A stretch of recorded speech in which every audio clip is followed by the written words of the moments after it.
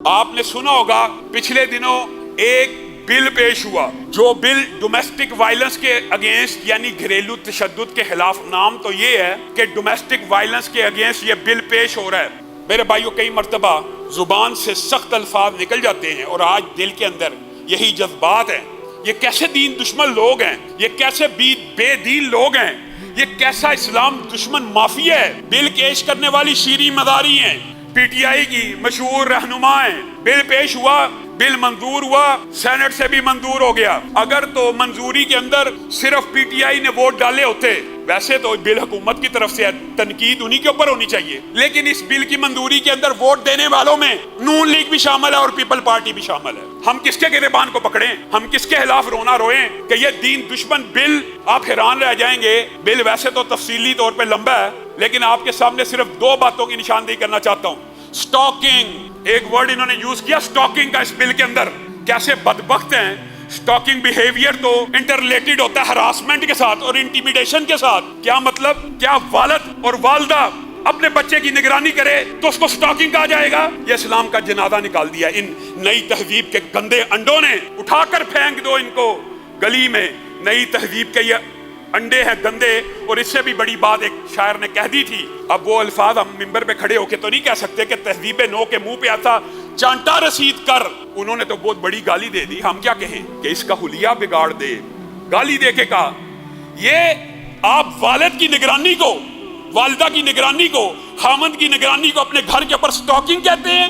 یہ لفظ کیا اس نگرانی کے لیے یوز ہوتا ہے؟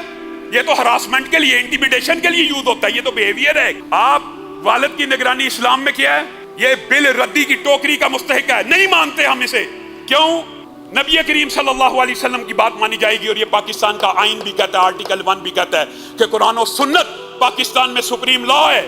قرآن و سنت کے خلاف کوئی بھی قانون ہوگا اس کو ردی کی ٹوکری میں ڈال دیا جائے گا، اس کو دیوار پہ دے مارا جائے گا۔ اسلام تو کہتا ہے، رسول اللہ صلی اللہ علیہ وسلم تو کہتے ہیں، کیا کہتے ہیں کہ جب بچہ 7 برس کا ہو جائے نماز کا حکم دو۔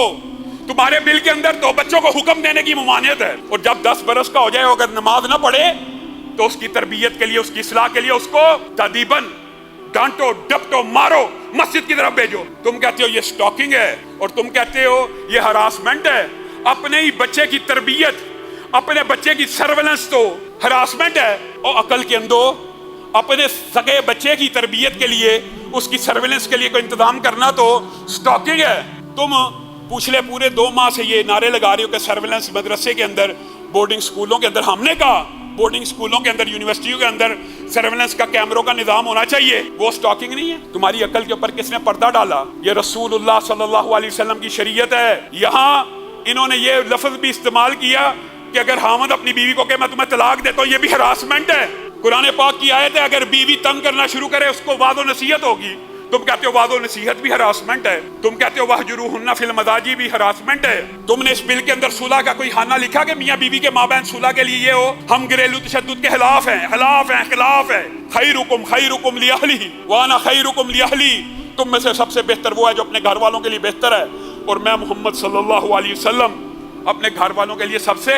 یہ رسول اللہ کی حدیثیں ہیں کہ نہ مارو، نہ کرو، لیکن یہ ڈومیسٹک وائلنس کا نیا تم نے شوشہ چھوڑا۔ ایک تو لفظ سٹاکنگ یوز کیا، دوسرا لفظ کیا ہے؟ ماشاءاللہ۔ ماشاءاللہ حیران رہ جائیں گے۔ اکنامک ابیوز، معاشی دہشت گردی، معاشی طور پہ تنگ کرنا۔ یہاں پہ انہوں نے یہ ڈیفائن کیا کہ باپ ہے، اس نے اپنے بچے کو خرچہ دینا، یہ ایک نیچرل ایک فیکٹ ہے۔ بیوی کو خرچہ دینا نان نفقہ خاوند کی ذمہ داری ہے۔ یہ ذمہ داری تو تم نے اسلام سے لے لی، لیکن آگے کیا لکھا کہ اگر بچہ، باپ اپنے بچے کو کسی غلط کام میں ملوث دیکھتا ہے اور اس کو کہتا ہے میں تجھے اس کام کا خرچہ نہیں دوں گا، تو باپ کو پابند اور مجبور کیا جائے گا کہ بچے کو خرچہ دے۔ بچہ عدالت میں جائے گا اور کہے گا باپ میری ناحق نگرانی کر رہا ہے، میں یہ گندا کام کرنا ہی چاہتا ہوں۔ عدالت اس کو پروٹیکشن دے گی، عدالت اس کو، اور کیا کرے گی؟ باپ کو 3 ماہ کے لیے سزا بھی دے سکتی ہے، 3 سال کے لیے سزا بھی دے سکتی ہے۔ اگر جرمانہ دے تو سزا اور بھی بڑھا دی جائے گی۔ تم نے یہ تو بل میں لکھ دیا کہ جب باپ خرچہ نہ دے گا تو باپ جیل چلا جائے گا. او عقل کے اندو، عقل کے اندو، یہ کیوں نہیں لکھا کہ جب باپ جیل میں ہوگا خرچہ تمہارا باپ دے گا؟ باپ جو جیل میں چلا گیا ہے تو پیچھے سے خرچہ کس نے دینا ہے؟ تو معاشرے میں کس قسم کی حیا باختگی کے قانون بنانا چاہتے ہو؟ یہ میرا جسم میری مرضی کے نعروں نے آج یہ دن بھی دکھانا تھا کہ یہ اسلام مخالف بل، اور نام دیکھے کتنا مقدس ہے، ڈومیسٹک وائلنس کا بل ہے، یعنی گھریلو تشدد کے خلاف ایک بل ہے. اور بل کے مندرجات ہیں باپ کو یا حامد کو کڑا بھی لگ سکتا ہے، اس کی نگرانی بھی ہوگی. اپنے ہی گھر سے جب باپ کو نکال دیا جائے گا واپس آئے گا، گھر بچیں گے، گھر ٹوٹ جائیں گے. یہ تم نے یہ جو ڈرامے بازی بار سے درآمد کی ہے، تم اس معاشرے کا پہلے حال تو دیکھ لو. اس معاشرے میں میاں بیوی کا جو ادارہ ہے وہ کتنا کا مضبوط ہے. مشرق میں کچھ روایات اگر رہ گئی ہیں اسلام کی وجہ سے، علماء دین کی محنتوں کی وجہ سے، میاں بیوی کا ادارہ الحمدللہ آج بھی یہ جتنی مرضی بکواس کر لیں پاکستان میں ایک مضبوط ترین ادارہ ہے. اور پاکستان میں اس طرح عورتیں نہیں پھرتی بغیر خامدوں کے. آپ یورپ کے معاشرے سے یہ جہاں سے بل لے کے آ رہے ہیں وہاں کی حالت تو دیکھ لیں. سنگل پیرنٹل، سنگل مدر، اکیلی عورت بیچاری پروڈکٹ بھی بنی ہوئی ہے، کوموڈیٹی بھی بنی ہوئی ہے، دن رات مشینوں کی طرح کام بھی کر رہی ہے، اپنے بچے بھی پال رہی ہے. پاکستان میں تم یہ چاہتے ہو عورتوں کا، یہ عورتوں تک رسائی کی جنگ لڑ رہے ہیں. یہ عورتوں کی آزادی کی جنگ نہیں لڑ رہے، یہ عورتوں تک رسائی کی جنگ لڑ رہے ہیں. بے غیرت لوگ ہیں. یہ بتائیں پاک اسلام کے اندر میاں بیوی کا جو ادارہ ہے وہ کمزور ہے؟ باپ بیٹے کا اتنا عظیم الشان ادارہ ہے.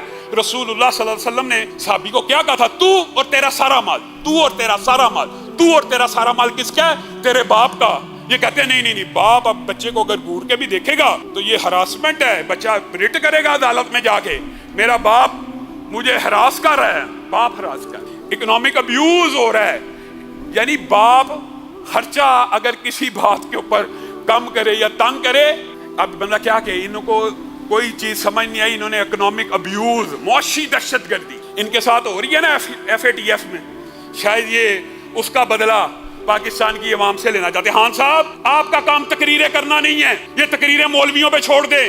آپ کا کام نافذ کرنا ہے، تنفیذ کرنا ہے. عجیب بات ہے جب بھی ہم اسلام کی کوئی بات کرتے ہیں، جب بھی کوئی مطالبہ کرتے ہیں، کشمیر ڈے کے اوپر، فلسطین ڈے کے اوپر خان صاحب بھی تقریر کرنے آئے تھے، میں بھی مناؤں گا. مولوی کہتے ہیں کشمیر میں بھی مناؤں گا، فلسطین میں بھی مناؤں گا. افغانستان پہ حملہ نہیں کرنا چاہیے، خان صاحب نے پوری تقریر کر دی ہے. افغانستان کے خلاف امریکہ کا ساتھ نہیں دینا چاہیے، خان صاحب بھی تقریر ہی کر رہے ہیں. آپ کا کام تقریر کرنا ہے، آپ کا کام نافذ کرنا ہے. آپ کو اللہ تعالیٰ نے اختیار دیا ہے. ہم نے فاشی اور یعنی کے خلاف تقریریں کی کہ ڈراموں میں نہیں ہونا چاہیے. خان صاحب نے بھی تقریر کر دی کہ عورتیں چس لباس پہنیں گی تو مردوں. آپ نے نافذ کرنا ہے، آپ نے نافذ کرنا ہے. خان صاحب آپ اس وقت اتھارٹی ہیں، آپ وزیر اعظم ہیں. آپ کے ایک آرڈر سے ملک میں فحاشی اور یانیت کا خاتمہ ہو جائے گا. آپ کے ایک آرڈر سے یہ بل واپس ہو جائے گا. پہلے اسلام پسندوں کے لیے مشکلات، وقف املاک بل، وقف املاک بل ابھی اس کا رولا ختم نہیں ہوا. اور میں آپ لوگوں سے یہ وعدہ لینا چاہتا ہوں کہ یہ وقف املاک بل ہو یا یہ اسلام مخالف دوسرا بل ہو، جب بھی آپ کو کال دی جائے گی آپ ہاتھ اٹھا کر وعدہ کریں آپ آئیں گے. ایک آواز کے اوپر ہم احتجاج کریں گے، یہ ہمارا دستوری اور آئینی حق ہے. اور انشاءاللہ مسلمان اور علماء اس بل کو ویسے ہی نہیں مانتے، پہلی بات. دوسری بات ہے خلاف قرآن و سنت کوئی بھی آئین ہو اس کی اطاعت ہم پہ واجب نہیں ہے. یہ پاکستان کا آئین ہی ہمیں فیسیلٹی پرووائڈ کرتا ہے. ہاں تیسری بات اہم ہے کہ علماء کا ایک پلیٹ فارم ہونا چاہیے، اور اللہ کے فضل سے ہم چھوٹا موٹا ایک پلیٹ فارم بنا چکے ہیں کہ جب اس طرح کے اسلام مخالف بل آئیں تو عدالتوں میں بھی جا کے لڑا جائے، عدالتوں میں بھی کیس کیے جائیں. وفاقی شرعی عدالت کا جو سہولت ہے اس کا فائدہ اٹھایا جائے، سپریم کورٹ کی سہولت کا فائدہ اٹھایا جائے. لیکن یہ تمام کام بھی آپ لوگوں کی مدد سے ہوں گے.